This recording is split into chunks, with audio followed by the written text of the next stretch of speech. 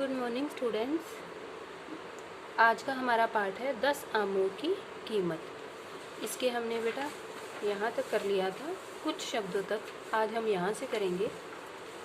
देखो ज़्यादा शब्दों में से स्टार्ट करेंगे। फर्स्ट है, पढ़ने के लिए कहने पर स्वामी ने मन ही मन क्या सोचा। तो इसका आंसर देखिए बेटा,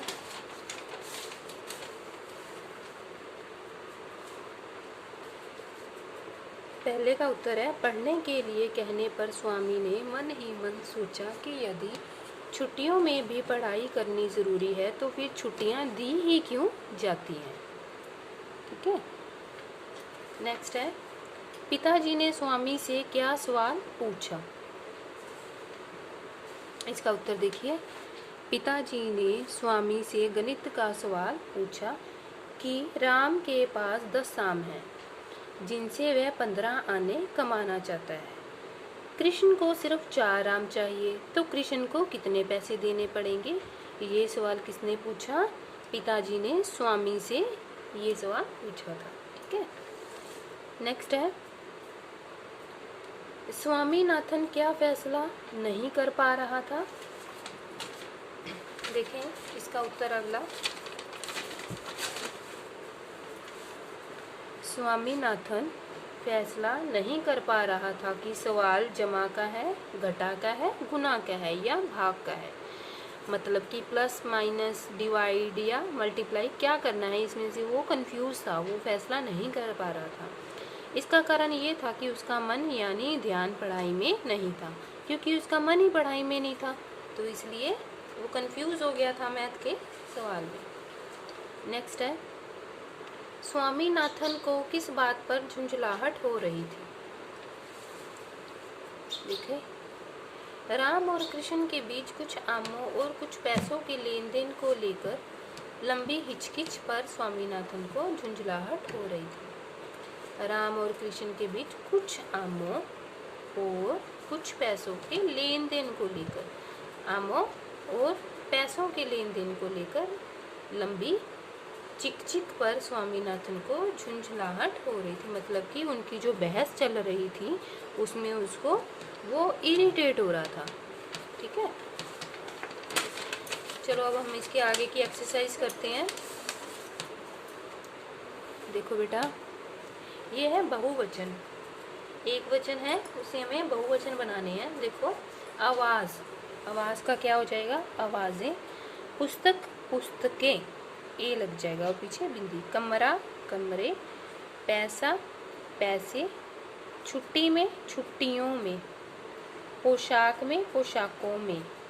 सवाल को, सवालों में। मतलब कि ये दिया गया है छुट्टी में से, छुट्टी में है ना, जो छुट्टियों में।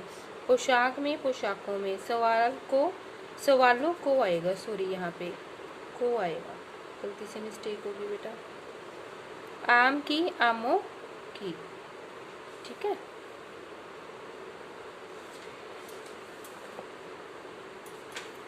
इसके बाद ये टिक वाले हैं, हमें इन पे टिक लगानी है। देखो जैसे कढ़ाई, कढ़ाई, ये किस तरह का शब्द है? मतलब कि बर्तन है, आग है। बर्तन तो ठीक है बट आग नहीं है ना।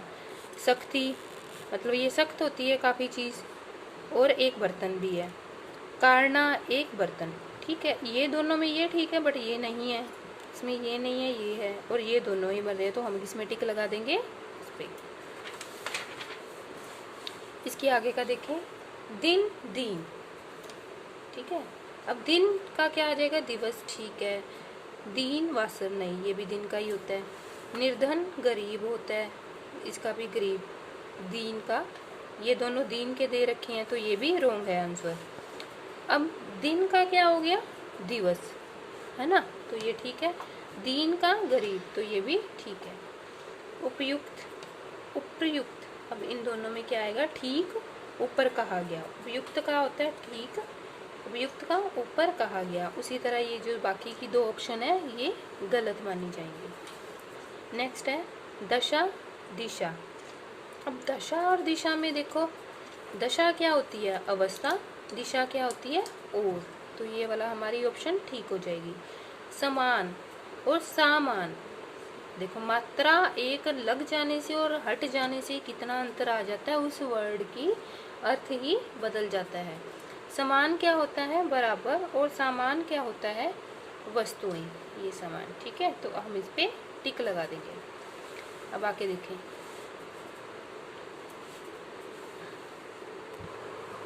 अब इसके आगे देखें, समानार्थक शब्द लिखकर वाक्य फिर से लिखें।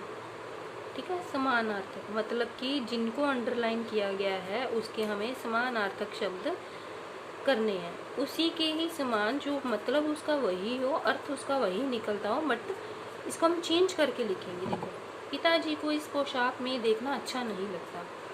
पोशाक की हमने अंडरलाइन लगा रखी है, इसका क्या आ जाएगा? पोशाक का वेशभूषा।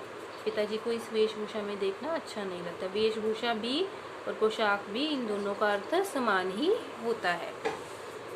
आगे देखो, 4 आमों का कितना दाम हुआ?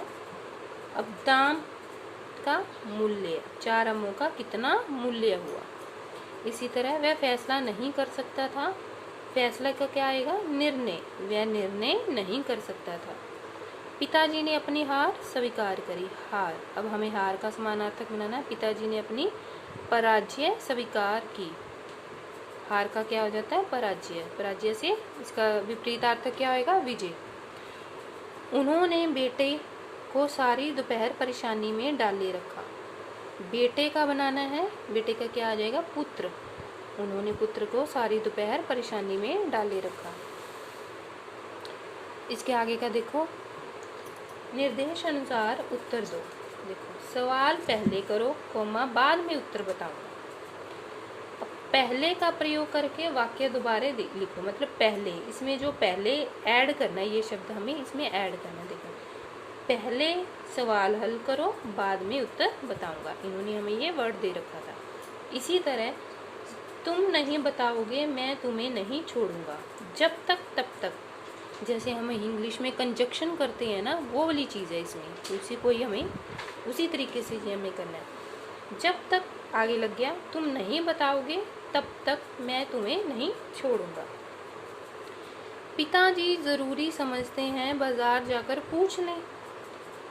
यदि तो, अब यदि आगे, यदि पिताजी जरूरी समझते हैं तो बाजार जाकर पूछ लें।